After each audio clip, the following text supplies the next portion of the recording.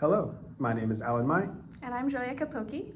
And welcome to our project, the transplantation of CF1R-Inhibitor resistant microglia to reverse FTD pathology. So, if we imagine our brain as a large neighborhood with different people and groups living together to create our neural networks that we call us, we'd have to imagine the work that it goes to maintaining that community. Microglia are the thankless garbage collectors of this community. 24/7, these immune cells work tirelessly to protect and clean the streets of the brain world. But like everyone else, even the microglia will get sick, slow down, or even become less efficient over time and with age.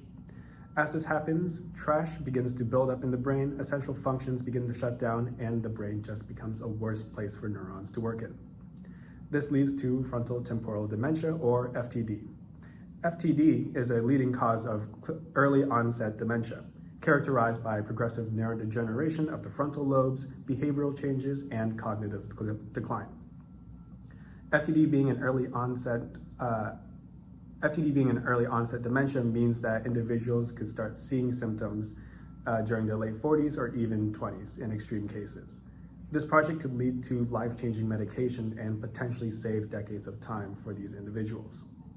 To solve this really devastating disease, we wanted to see if we could take advantage of the incredibly dynamic role that microglia play in the human brain, and especially in the diseased brain, to use microglia as a living medicine by transplanting them into the brains of an FTD mouse model. So we take our healthy human microglia, we transplant them into an FTD mouse model, but the kicker is we transplant them later in life when these mice have already developed a host of the characteristic pathologies of FTD, for example, toxic lipids buildup or neuroinflammation. And what was very exciting is when we did this transplant, we found later in life that the characteristic pathologies were actually reduced. But more so, we see that translate to an improvement in cognitive function. So when you take these mice that have shown a reduction in toxic lipid buildup as well as neuroinflammation, and you actually test them behaviorally, you see a reduction in the anxiety behaviors that correlate in human beings to a worse cognitive symptoms.